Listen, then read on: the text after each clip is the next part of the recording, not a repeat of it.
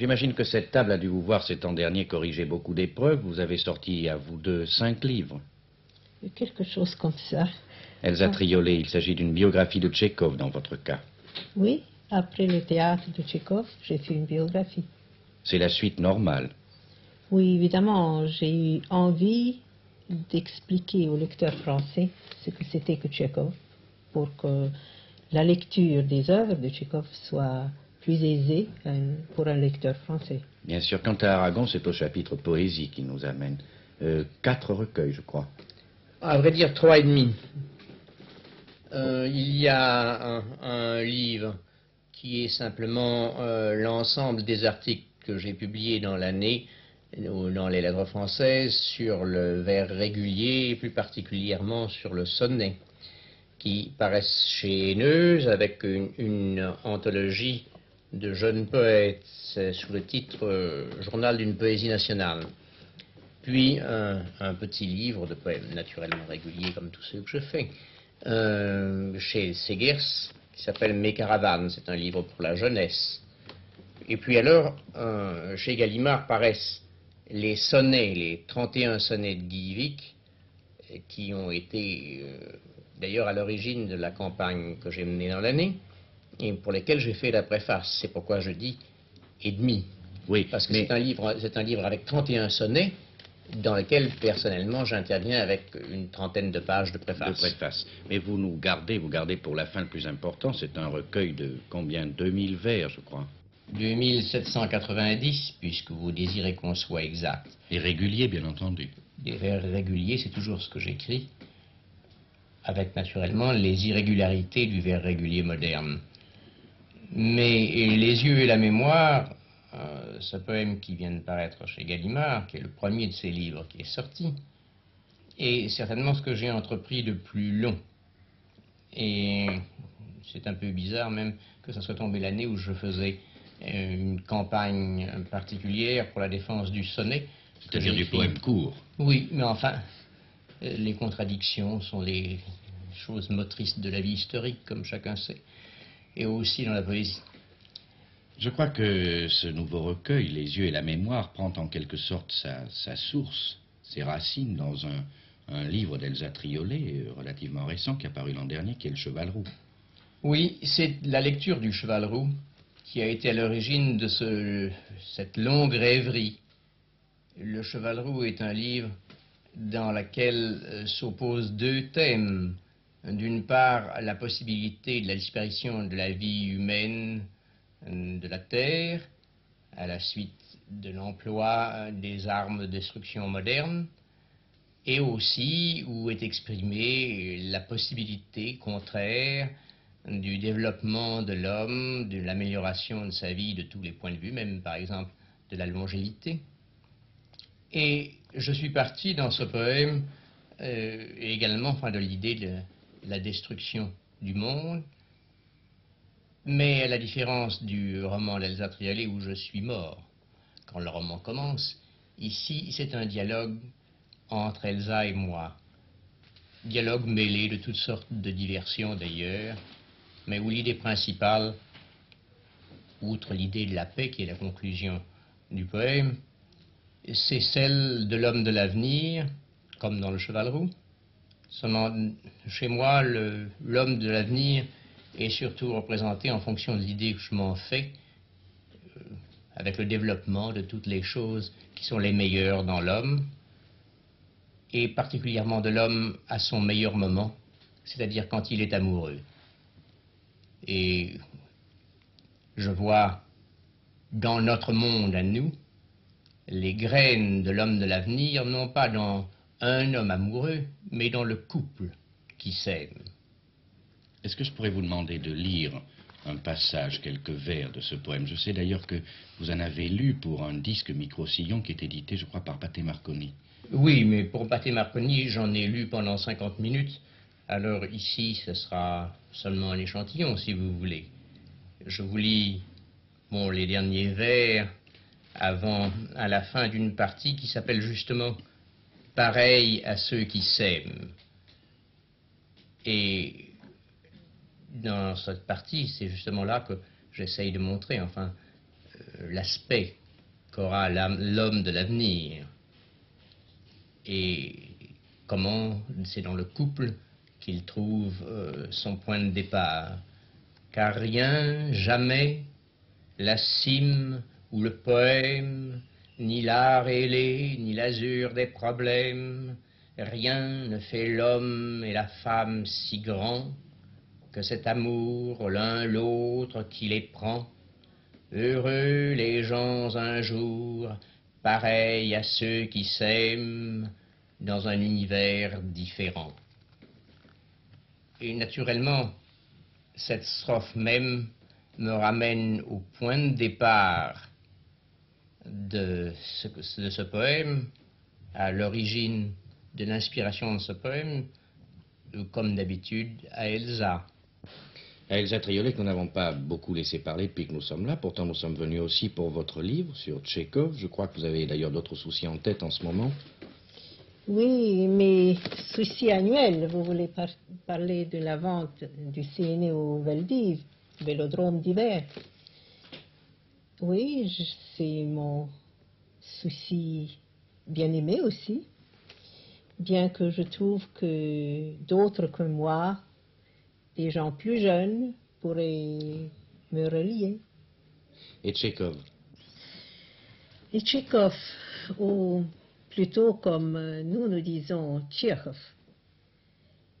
c'est en somme cet accent russe que je voulais traduire en français lorsque j'ai traduit le théâtre de Tchekhov. Et ensuite, j'ai été amenée, après avoir en somme exécuté une commande, on m'a demandé de traduire le théâtre de Tchekhov pour les œuvres complètes de Tchekhov. Après ça, j'ai voulu écrire la biographie de Tchekhov, et pour ainsi dire la biographie de son œuvre, parce que j'avais bien l'impression que les lecteurs français ne se rendaient pas compte de ce que Tchekhov représente dans la littérature russe. Dans la littérature et dans l'histoire russe. Oh, l'histoire, c'est peut-être Je veux dire qu'on le replace assez difficilement dans son temps, dans son époque, c'est ce que vous avez cherché à faire.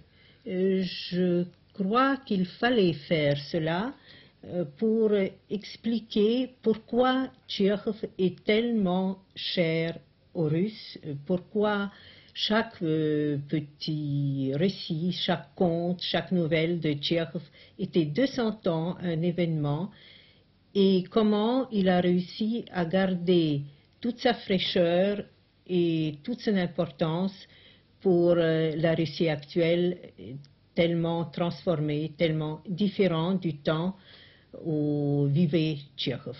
Je crois que Tchekhov est une vieille fréquentation pour vous. Vous l'avez joué étant petite fille. Enfin, j'ai pas joué Tchekhov, ça serait trop dire. Enfin, j'avais 6 ou 7 ans.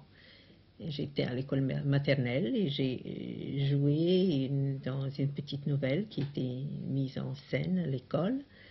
Je jouais une petite fille et j'avais ce grand rôle. Je devais crier « Ah, un cafard, un cafard !»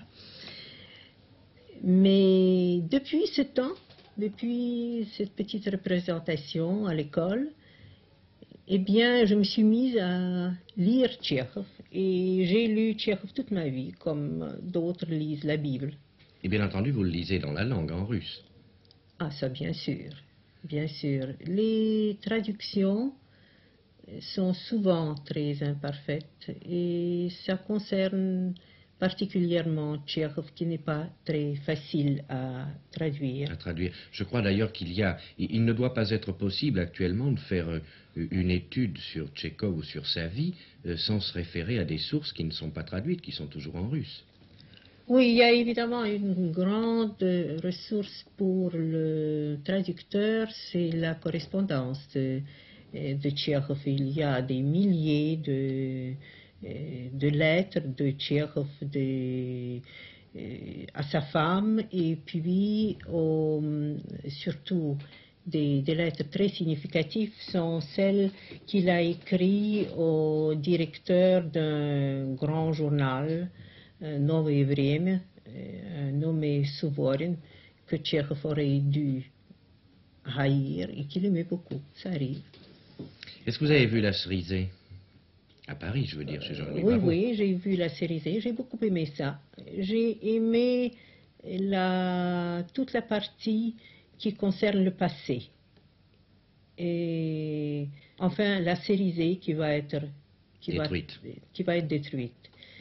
Ce qui concerne l'avenir est beaucoup moins bienvenu. Je ne sais pas si les acteurs français n'ont pas entendu l'intention de Tchekhov qui, à la fin de sa vie, puisque c'est une pièce qu'il a écrite l'année précédant sa mort, et tuberculeux et souffrant énormément, eh bien, on aurait pu croire que l'optimisme de Tchekhov montait avec le déclin de sa santé.